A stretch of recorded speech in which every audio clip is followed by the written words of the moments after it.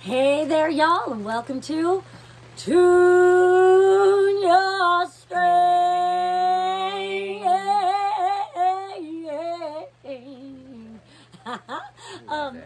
I want to introduce my guest host, Merf.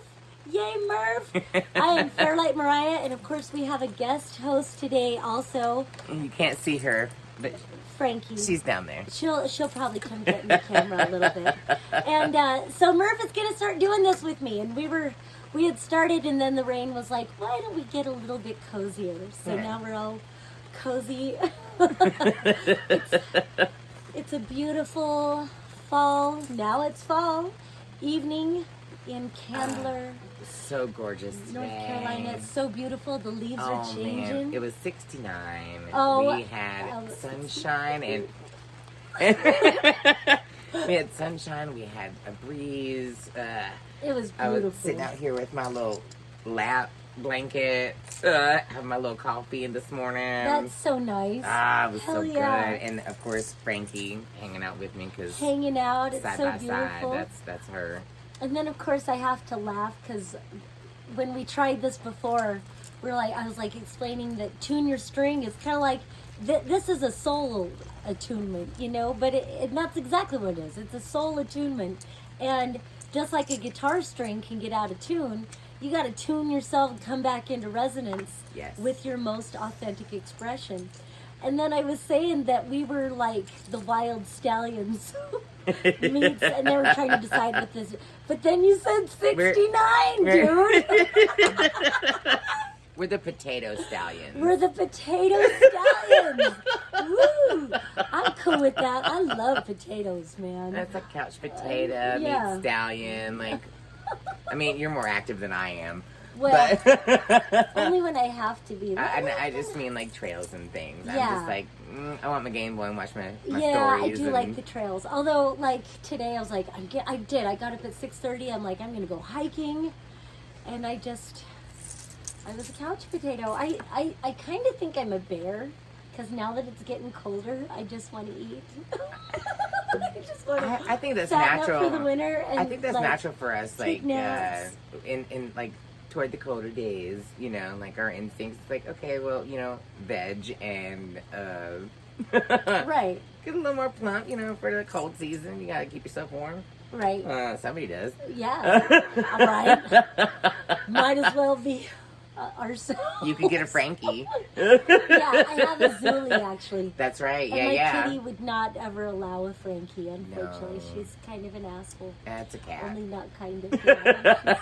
I love cats. I do too. Oh my gosh. I wish I could have met her when I came over. I knew it was not an option at the same time before I even got there. Well, and it's so funny. We're all doing our show. But yeah, Merv came over. And actually, there is a recording of that on Spotify right now. If you go to Tune Your String, if you go to the podcast. And maybe I'll make it available as a video. I just have to figure out that technology. But it was very funny how Merv, like, knows cat language like no human I've ever heard speak. I do remember having a conversation. Like, yeah. And so I was trying. And so it was so funny. Before Merv left, she was like very much wanting Merv to recognize that she was ignoring him. Yes. I wasn't having it either, though. Neither of them were having it. No. And really, like, well, and I can edit that part out, but you don't go by him, do you? You go by they, them, they, he, them. she. I really need all to of them. like honor all of that because I have it's all of them. Okay. Say he, say she. I'm happy. Don't Maybe matter. I will keep that in just because I want everyone to know the love and my the, whole perspective of they them is, for me, they them is he and she. If I connect with both, I should be able to be okay with being called either or. My regular, like, how I physically present myself is he. My facial hair and things, and sometimes the way I dress. Sometimes. Right. But you accept both. Totally. I am both. Totally. So none of it hurts my feelings. Right. I just want to honor. I want to honor because Yeah. I fucking relate to that. Like I go by she, her, but had non-binary been a concept when I was in high school, I was totally non-binary. Like I was, but I didn't have a concept. And I remember even being pregnant with one of my 4 kids, and I felt so naked, like, and like the dialogue in my head was like, everybody knows you're a man. You're not fooling anybody. And I was like, I'm pregnant. Well, you have a baby inside but you, I felt so much like it was obvious that I was a man. Well, I feel like there's a balance in between, inside everybody. Everybody has a masculine, everybody has a feminine. Some people are more on this side than this side. I feel like I'm smack dab in the fucking middle. Yeah. But it's like, when you're reaching to your higher power, you're reaching to the god and the goddess, you're reaching to the feminine and the masculine, you're finding that balance, you're reaching out to all the things that you are. Exactly. Because why else are you reaching out exactly. to anything? What are you trying to connect to if right. you're not going to have a genuine connection? Right. I totally and get it's that. not a gender thing necessarily as it is a spiritual feeling. Yeah. It's that balance. Yeah. I get that so much. It's well, and I love that. I just came across a meme because everything is meme culture now. But it was like, it said something about a doctor acknowledging that nature doesn't really work in binaries. It's all spectrums. Everything is a spectrum. Everything. And so we're a complete spectrum unto ourselves when it comes to gender, when it comes to light and dark, when it comes to happy, sad. Like we can experience the full spectrum of who we are, and we can locate ourselves. And what I love is, I read books before I knew that, there might be cultural. I never, before anybody had ever said anything about cultural appropriation to me, this was 20 years ago. So I read a book studying Hopi spirituality, and in that, and I think the author, I always want to give credit. It's I think it's called Dancing the Medicine Wheel, the Hopi Medicine Wheel. I wish I could remember it exactly, but the name of the author is Mary Lou Lorler. And she wrote a children's book that I used to read to my kids that was a spiritual children's book. I love her. But what she described was that the Hopi would describe us as having 4 shields at any given time. We have a little boy shield, a little girl shield, a man shield, and a woman shield. And that's become so much more apparent to me. So I don't know why Britney Spears wants to come up so bad, but definitely someone who was taught to always be in her little girl shield. Right. Okay. But I've noticed myself if I don't feel safe around a man, I've watched myself put up my little girl shield. That's going to be the least triggering, And so isn't that interesting? Yeah, isn't that? So we are full in our in age even as a spectrum apparently. Every religion, except for Christianity, has a non-binary face. Yeah. We're the only ones that reject that, even though high heels were made for men. Right. Men were wearing the dresses. We're talking back in the day. Yeah. All those things, pink, the color pink was for men. It's a powerful color. All of a sudden, everything changed, and it's only with us. Yeah. Every other culture, religion has a non-binary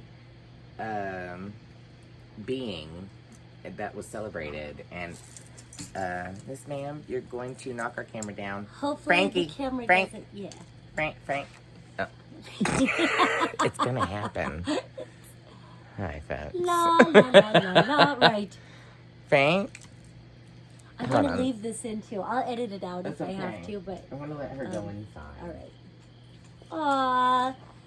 Good night, everyone. Wants. Say good night to Frankie, our beautiful guest host. I wish y'all could have seen her. She's gorgeous. She's gorgeous. Totally. But she wants to go hang out in the bed or whatnot. She's a little love. Oops. Scared her.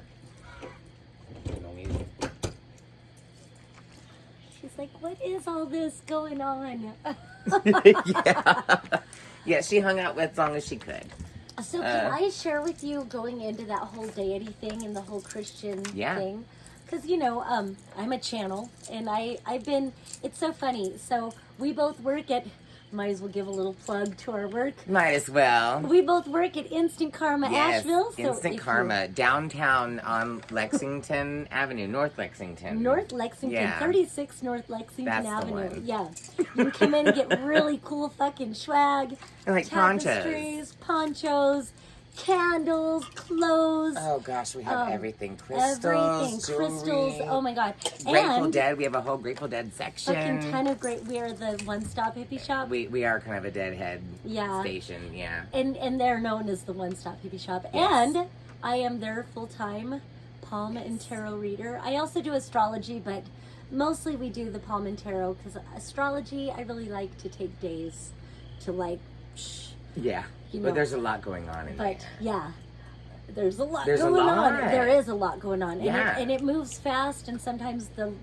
sign-up sheet fills up fast, and I don't hate that either. But the reason I bring up Instant Karma is because I'll give our little backstory. So I was in a hurricane in 2018 in eastern North Carolina, New Bern, North Carolina, and my guides were like, get to Asheville, get to Asheville, get to Asheville. So at that time, I only identified as a singer as far as profession goes, which means I would do any work that I had to do as long as I could sing. The psychic stuff was just for me. That was my thing. I've been a witch since I was 20, 21 years old. Hello. And exactly. And so that was just my thing. And then I would do kind of party tricks or whatever. But then after the hurricane, sorry if I'm giving too much history, but thank you. After the hurricane, there was a lot that kind of didn't work out until finally my guides took me to Instant Karma West. There's two Instant Karmas. Yeah. But we're at the one downtown. And my guides were like, you're going in there and you're talking to them. And so we have another beautiful goddess friend named Dunbar. I was about to say, that's when you met Dunbar. Yeah. And so we're, and she's already said she'll be on the show and talk with us. Yes. And she can paint. She's an amazing artist and just an amazing person. Yeah. I love her. So she, that was the first person I came in, and at the time she had dreads like down past her ass, I think. She had long dreads and then the short bangs. She's just a goddess in all of her forms. And I was so nervous. And she was like, relax, sister. And she gave me the info I needed, and I contacted the person and da-da-da. Anyway, so the reason I'm bringing all that is because then when COVID hit, I ended up going back to Colorado for almost 3 years and pouted because I wanted to come back to Asheville, and now life beautifully serendipitously brought me back, and now we're there, and now we're doing the show. So ta-da! So the whole reason I bring all that up is because so much channeled information has come to me in that little reader's room, and it's so funny. Maybe I didn't have to go through the history, but there's never a short story with me. But whatever. No, hello, me too. So what came through about the Christian religion and about God and the patriarchy. And I've read Pleiadian channeled information that says there is a predated history, human history, that really has been eradicated. Like there is so much that has been swiped from human history that we just don't know. And so, choose whatever you believe, take what resonates, leave the rest behind, as they say. But everything boils down to the same importance. But that there were civilizations, intelligent, advanced civilizations that predated Mesopotamia, and that it was all matriarchy ruled. They have found some of the goddess statues, and it was matriarchy ruled, and that the feminine who was in rule was abusing the masculine, and the pendulum swung so far one direction that it had to swing the other direction, and that the masculine needed their fair shot at being in charge. So that's why got here? That's how we're all beginning to recognize that we are complete systems unto ourselves. We are the full spectrum. We can attune ourselves into any aspect of the spectrum. And I don't care what your fucking mean things are. If you want to say it, peace and love to you. But this is here to set you free, not to bind you in any fucking way. And if you need to be in a cage, be in a cage, but don't insist that others be in a fucking cage, especially when it concerns religion. So the reason I come to that is that, so, you know, and I was raised Catholic, sort of. Really, I was raised by my biker mom who pretended to be a Southern Baptist, but that wasn't really much of an influence in my life. But my dad was really into being a Catholic, and since I didn't see my dad most of my life growing up, I lived with my mom. Being a Catholic meant a lot to me, just identifying that way, until I was about 14 and I had actually lived with them and learned about Catholicism, and then I was mad. I'm like, wait a minute. This is what we've been doing? Yeah, God is the Father and God is the Son, but God is not the Mother? Where is the Mother? And so I've kind of been on this agenda. So it was in the reader's room, probably 2019, and I had already done a ritual with Jesus back in 2017, and Jesus told me some shit, and maybe that can be topic for another day. I don't mean to even go on and on, but you know, you see why I get paid by the minute. No. Oh my gosh. Let's do a show. Yeah, right? You're not wrong. Right. You ain't right, but you ain't wrong. Right. Yeah. No. Got it, so, right? Sheesh. Okay, so I'm trying to get to the point. So that came in about the mind fuck that this whole religion has been on the masculine psyche. The obviousness has been the mind fuck that it's been on the feminine psyche.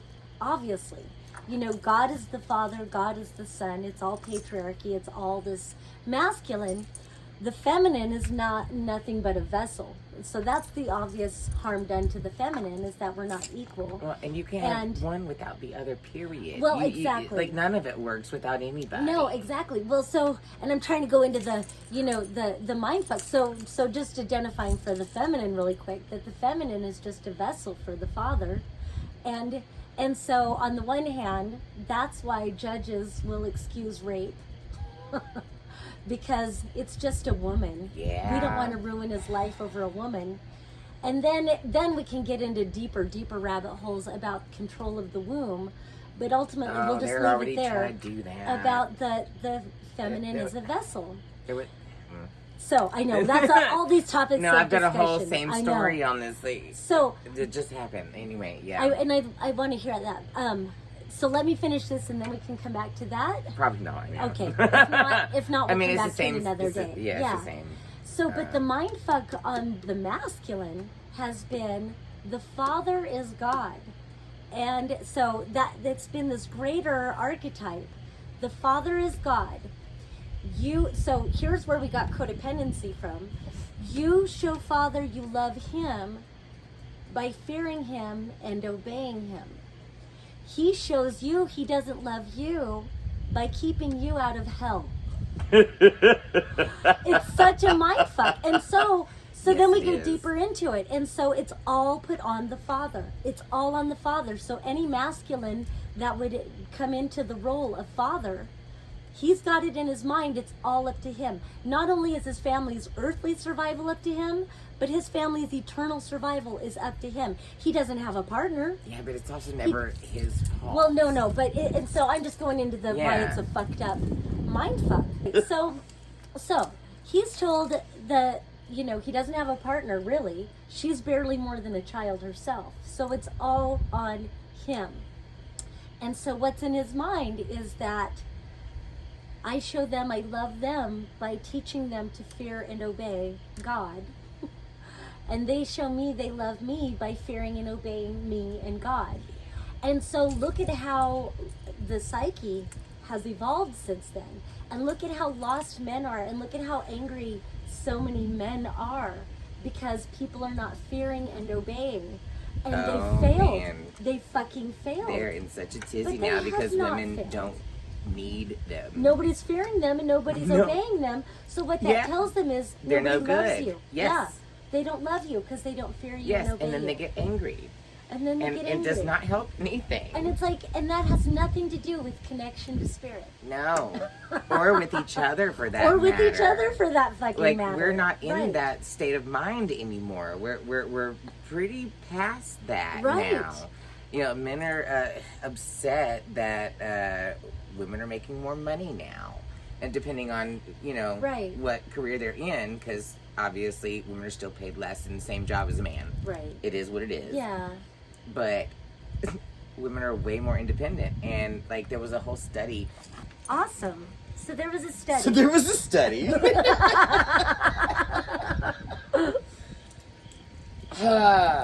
About women being single cost them less than being with a partner. Wow. It costs them less in work at home, because that's the thing, is they do their 9 to 5 and they gotta come home, take care of the house, take care of the kids, Even a single mother had more work to do when they had a partner living with them. Wow. Yeah. Wow. I believe and this is that. a recent thing that I've been seeing and whatnot. But it's true. Yeah. The man, typical whatever, thinks they get a partner, they have the kids, they go to work, their job is done. Yeah. They're the disciplinary, and that's it. And that's if it comes to it, because mama didn't do it right the first time, so to speak. Right. Which is bullshit in and of itself. Which is bullshit, yeah. Because everybody has their own ways of parenting, and that very much coincides with relationships, and that's a lot of the times where couples have arguments and whatnot and split because of the kids, because the way they each treat the kids. It's a big thing. It is a big thing. And you're not going to beat Mama Bear. No. You're not. No. Mama Bear is what it is. Yeah. Oh. But yeah, no, it's crazy. And you would think by now, people with the patriarchy would have settled down a bit and realized the importance of the women and the mothers in that relationship. The importance of, Right. Right. So it's so weird how, and so now realizing how much, even though many, more and more people have left the church, and there's like lots of people, and I don't have like studies or anything like that. Yeah. Just from my own experience or whatever. What's that? Can we cuss on this? Oh, yeah. Oh, cool. Fuck yeah. Okay, cool. Fuck Fuck damn shit. Yeah, fuck damn Okay. shit. Like, goddamn. Continue. Yeah. I just had to get out of the way. I was like, wait Right. a minute, I just cussed. Is that okay? Yeah. Oh, Cool. yeah. I thought we'd been cussing. I didn't know. I don't even know. I don't even know. Anyways. Yeah. Anyway. I'm like, oh shit, what was I saying? Shit, goddamn, fuck. Shit, goddamn. I agree. Wholeheartedly. I don't know. Now my brain's on cussing. I'm like, squirrel. That's not a cuss word. Yeah, no. It is in my house. Hey, hello. No. I don't know what I was gonna say. Probably something relatable about being a single mom and all of that stuff. It's been weird. But I know being married was one of the most, it was like a really awful psychedelic trip that lasted 9 years. I was married twice, and the first one wasn't great either, but the second one was like really bad.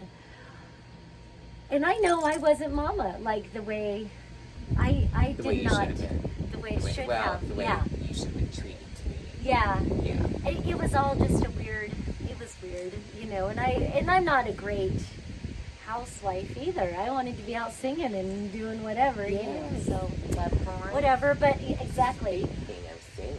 Oh, I could do a song. Segue. Yay, all right. Well, You know which song I want you to play, right? I know, yes. Okay. The Bob Dylan one. I guess so. I think that was the one. So, all I right. think you did it better. Thank you. Well, oh wait, that's not even the chord. All right, so this song is called It Takes a Lot to Laugh, It Takes a Train to Cry, written by Bob Dylan, made popular by everybody. I learned Including her. Thank you. Thank you. I'm just saying, I'm a fan. Oh, thank you.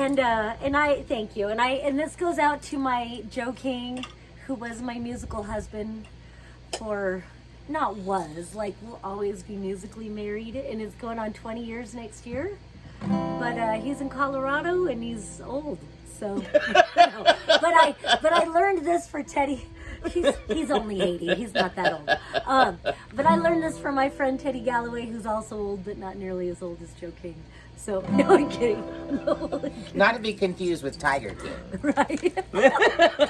No, and then my other disclosure is I've been an old guy for 20 years. I'm so a Meemaw. So I'm an old guy. Yeah. I have my I'm a lap Meemaw. blanket literally right here. Yeah. All right. So, and it goes like this. No.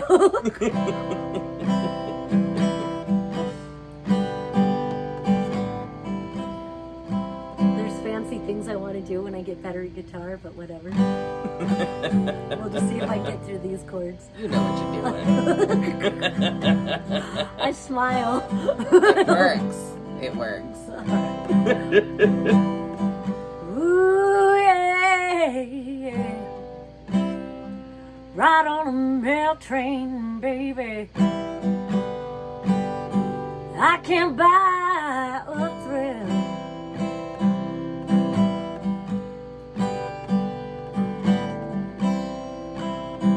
I've been up all night, leaning on your windowsill. Ooh, yeah. If I die, well, on top of the hill, well, if I don't make it,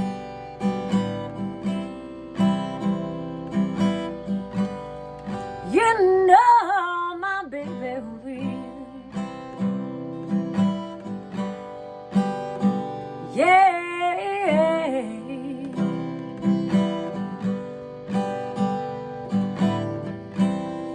Don't the moon look good? Shining down through the trees. Ooh, yeah. Don't that break me look good, baby, when he's flagging down that double leaf? Don't the sun look good? Oh, rising up over the sea. Yeah. Don't my man look fine when he's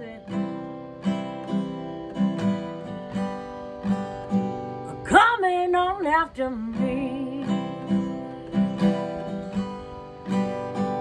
Yeah.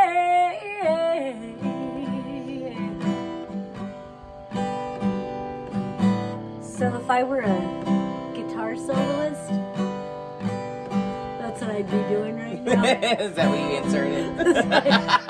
This is my guitar I think that's what he said.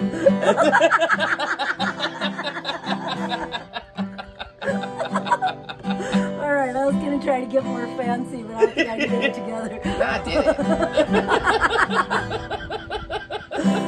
We'll just take it to the next line. We were talking about fall today, 69, dude. Okay, Oh, so man. I was like, I mean both, but yeah.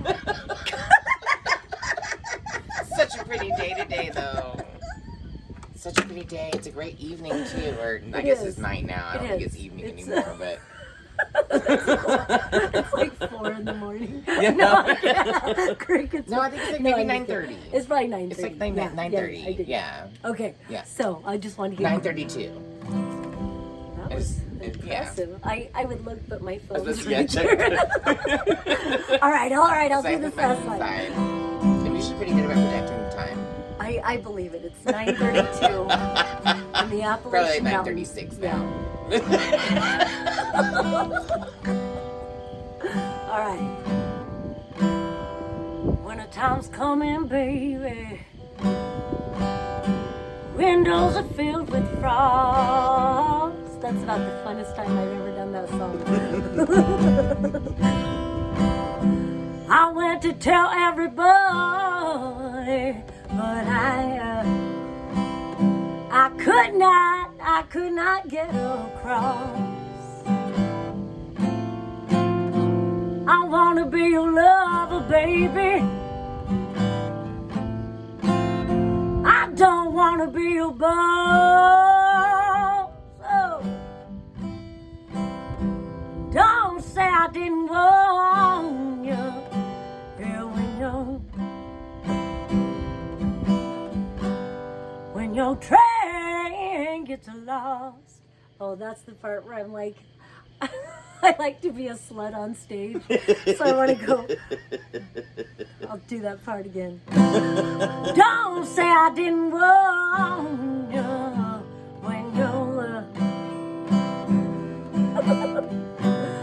when your train when your train gets lost. Composure.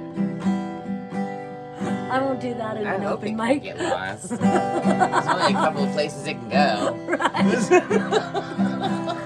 Ooh, yeah, when your train gets lost. Yeah.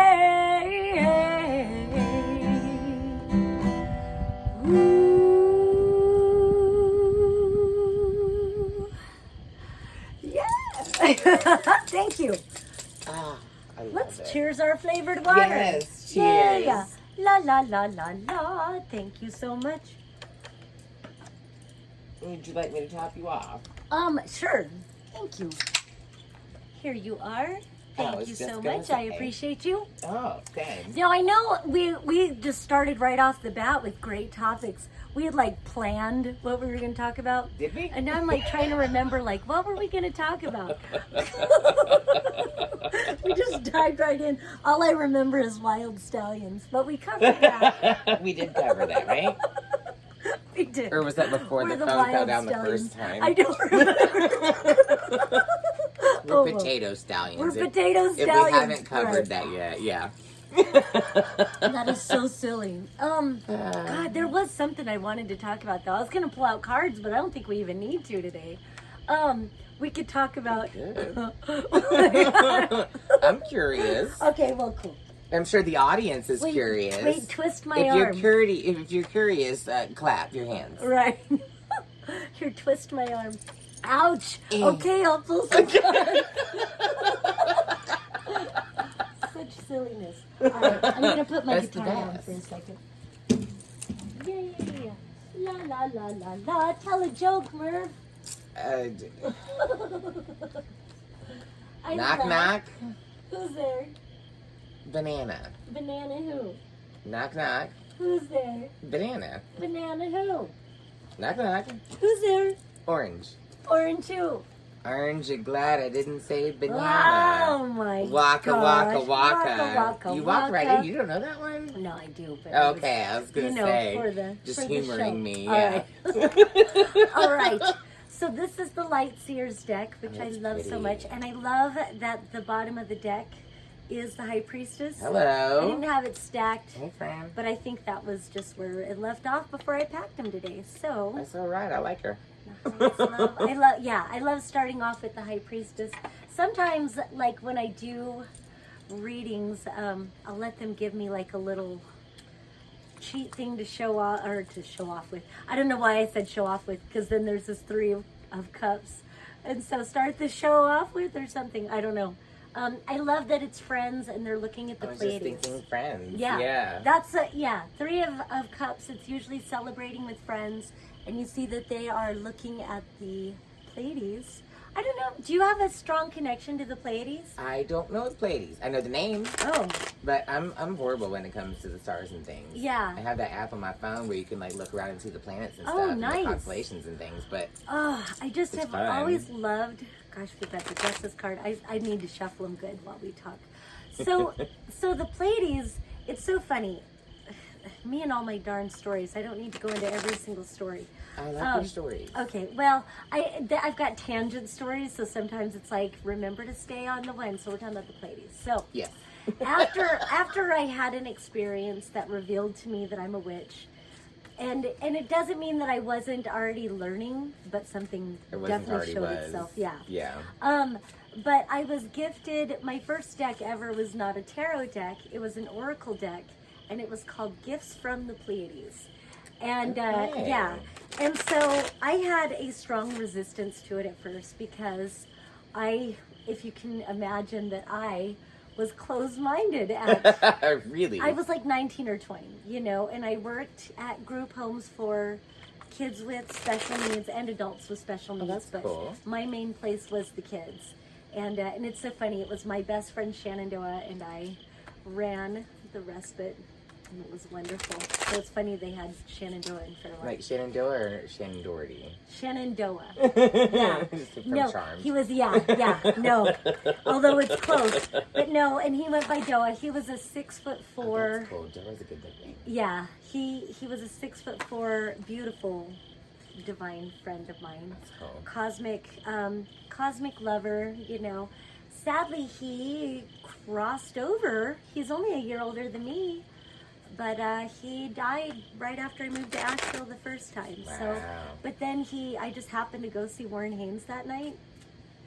Like, it just happened that I had tickets for that night, and that's when he passed over. And some kept telling me to go to the aisle, and so I went to the aisle, and someone came right up to me and was like, "Here, do you want some mushrooms?" Which is really funny because Doa always gave me mushrooms. I can't say It's a good friend. So he would tell people we knew each other since kindergarten, but really I was in 4th grade and he was in 5th grade, and we didn't even know each other that well. I was better friends with his brother Spica. Anyway, Good name. Yes, I know, and so I didn't think I was taking it off into a tangent about what's on the other side, but it wasn't a lot of mushrooms. It was just enough for him to start talking to me and to tell me, I'm here. Yeah. I'm here, and now we can be together anytime you want me. And it's so silly really how cool. his name will just show up in places, and I don't know. And I don't know why I was even telling that story, Shenandoah. Oh, because I worked at the respite. And the Pleiades, all the way back to the Pleiades. Oh, yeah, Pleiades. And it's so funny because... Jeez. Yeah, I know. Welcome to my la la land. Really, Your I'm brain's just fun. talking while I thank you. So, just talking while the cards come out. So, although I am curious to see what this is about, I do want to see what else. What is that talking about? What is the collective message here? Because it's pretty good. It's just, it feels like a delay. And then it comes right back out to this 3 of Cups with the Pleiades. Okay, so it's about the Pleiades. Yeah, it's definitely, oh wow. This is our 3rd round on Pleiades. Yeah, isn't that silly? And so anyway, my first deck was, I worked at this You never place. told me what the Pleiades were. So the Pleiades are a group of intelligence, I guess, from the star system Pleiades. Okay. And they have a central sun called Alcyone. And apparently there's multiple civilizations around the stars in the Pleiades. And somehow, some way, they're connected to us here on Earth. Now, it depends on who you talk to. Some people, I love the Barbara Marciniak channelings. And she goes back to the story of Enlil and Enki, who were, you could say an advanced race. You could definitely call them aliens. But they were humanoid enough. Right. And they redesigned the humanoid beings on Earth at the time and redesigned their DNA, blended their own DNA with ours so that we could be slaves to help them mine for gold. And so, okay. one of the brothers, and now I can't remember which was the nice one and which was the mean one. And you'd think it would be really important, and I'm sorry I don't. But there was Enlil and Enki, and one of the brothers felt that we were lesser beings, and the other brother felt like, no, these are like children that we have given a lot of power to, and we need to teach them their gifts. This is starting to sound familiar. Yeah, you probably heard the story before. Maybe. Enlil and Enki. So anyway, I don't know if most people associate that story with the Pleiades. It's funny, I'm just kind of channeling now, and that's what it goes to. But so the Pleiades, the consciousness has returned.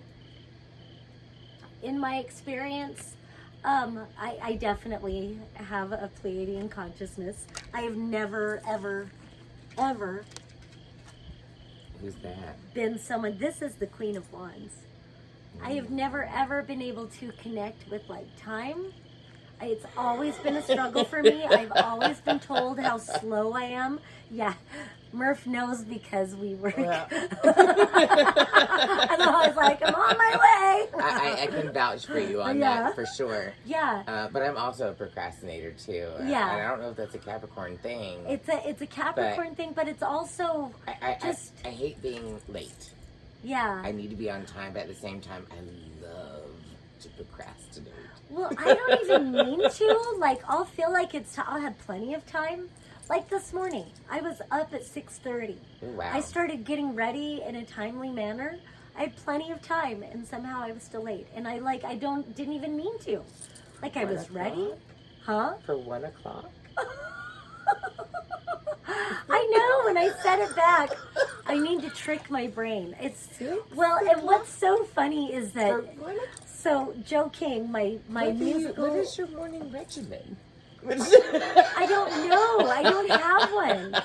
Sometimes I clean the kitchen. Sometimes I play guitar. Sometimes I go for a hike. Sometimes I go on Facebook.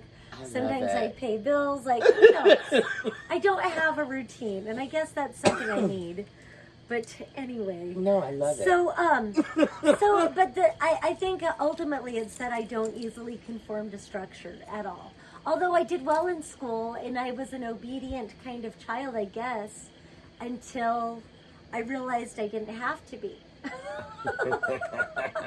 You were like 12, 13? I lived with my dad at that time, and that was like, it was weird because I mostly lived with my mom, but when I was 12 to 14, I lived with my dad and his wife and my brothers out there, and it was such a different reality.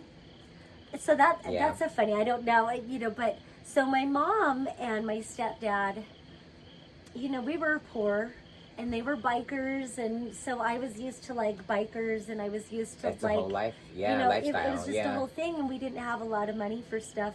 But what I do remember is that there was a lot of laughter. They had the most genuine friends. Like it was, and they definitely had their toxic moments too, because they were hooked on alcohol and drugs. Well, rich people do that too. But so that was the weird difference. Then I would go live with my dad and my stepmom, and they were yuppies. They worked their jobs. They lived life exactly the way it's spelled out for you. They loved going shopping, the mall. So you they had kept one up with extreme the and the other. Joneses. They owned their own home. I had one extreme and the other. And they couldn't understand why I chose the biker lifestyle. And it's like, because you guys are fucking slaves. Like, it's such a weird, it's like, I don't want to be a fucking robot. I don't want to be a robot. I don't want to follow the rules. When these rules... No, at least these folks were having fun. They were genuine. Well, they were genuine. When they laughed, they were genuine. And then the fights that the more normal people had, they were so fucking toxic. Yeah. Like, I just had never... My nose is running talking about it. I mean, I just have never come across... It's so weird how you would think the bikers would be the more toxic people, and they weren't. Exactly. Exactly, weren't. though. It was really weird, and it stood between my dad and me my whole life, and now he's not speaking to me and whatever. Love.